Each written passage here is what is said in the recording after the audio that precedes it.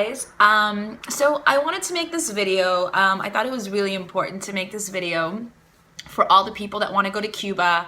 I know that everybody wants to go to Cuba now. It's like the #1 country and destination that everybody wants to go to. And there was a couple of things that I just wanted to let you guys know before you go there. The last time I gave my honest opinion about a country or a city, I got into a lot of trouble. And you know, so this is kind of like a risk taking again, I suppose, but I'm just a really honest person, sometimes a little bit too honest, brutally honest. And so I'm gonna try my best to put this in the best way possible so that I don't hurt anybody's feelings or anything like that. I just think as a travel blogger and a social media influencer, I think it's really important to be honest. And not just sugarcoat everything, because traveling is an amazing thing, but you know, a lot of times the reality of things aren't what they seem in photos. You know, I myself am guilty of the fact that a lot of times I make things look more beautiful than they actually are, but it's also my job as a photographer and a videographer and a travel blogger to, you know, find the beauty in everything. So here's the thing. So I just wanted to throw that out there just to begin. So I just got back from Cuba. I was in Cuba for a week. And again, I know everybody wants to go to Cuba. It's the #1 destination, especially upon Americans. And I want to let you guys know the truth, because the truth might be very shocking to other people. And if you're not prepared for what's out there, you might get a serious culture shock. I've been to a lot of third world countries, including India, which, you know, a lot of people say is very intense. But I almost feel like maybe because I was completely alone in Cuba, and when I went to India, I was on a press trip. I was on a blogger's trip, so I was with a bunch of other bloggers, but by myself. It was a bit different.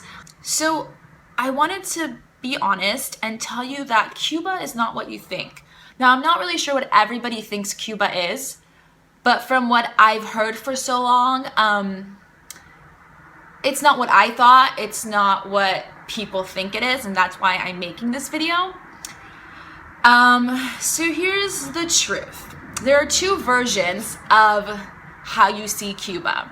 And let's specifically talk more about Havana, because other parts of Cuba are a bit different. I think in Havana you really see the poverty and people, how poor they are and their bad living condition.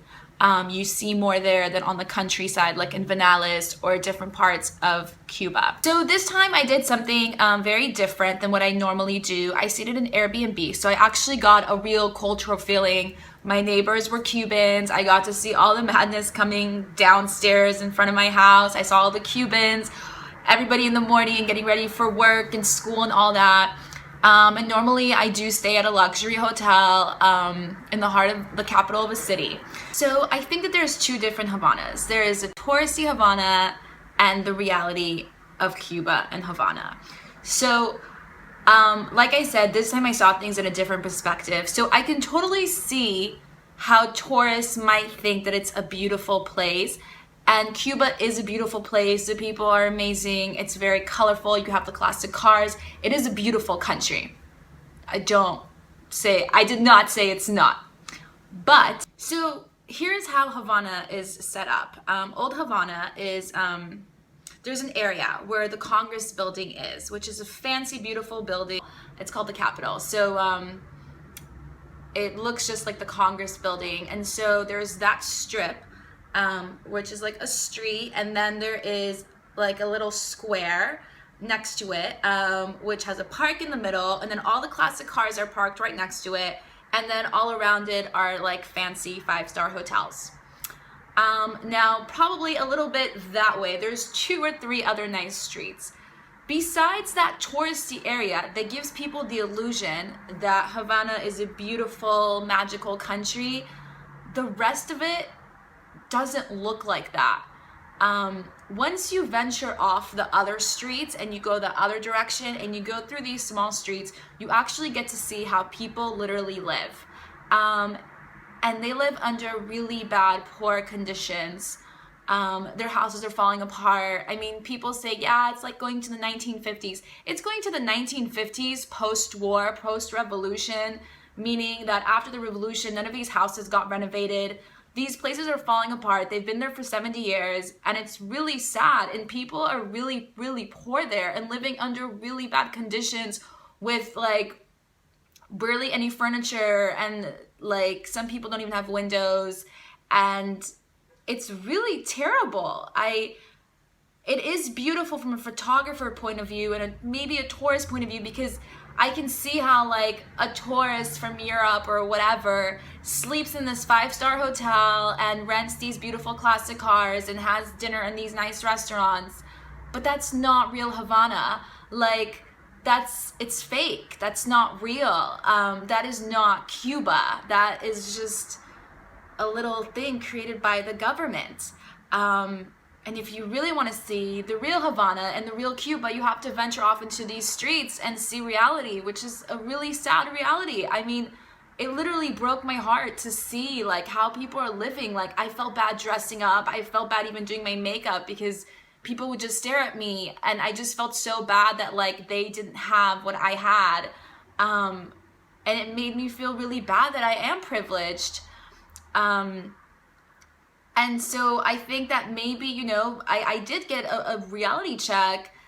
And to be honest, like my first day, it was culture shock to me, and I was really overwhelmed, and I almost found it to be a little bit depressing. I loved Cuba. I had an amazing trip. I really did.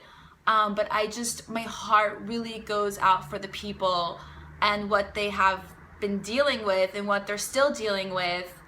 And the stories that I've been told that I don't want to say on here because I don't want to get anybody into trouble, because it is a communist country. But I just want people to understand that the average person in Cuba makes $25 to $30 a month, and it doesn't matter if you're a doctor or a janitor, that's how much you make.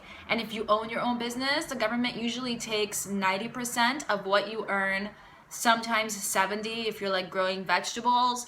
But for the most part, they kind of take everything that you have. They do provide people with rice and beans, very minimum amount of food. They do get free health insurance. But besides those things, the life there is very tough, and there's undercover cops everywhere, and people are scared to say, I mean, I guess nowadays it's a little bit better than it used to be, but people are scared to say their opinion. And don't get me wrong, again, like I think Cuba is a beautiful country. I want more people to go there. I want more people to help them. It literally broke my heart. I really try to give tips everywhere and try to help people as much as I could.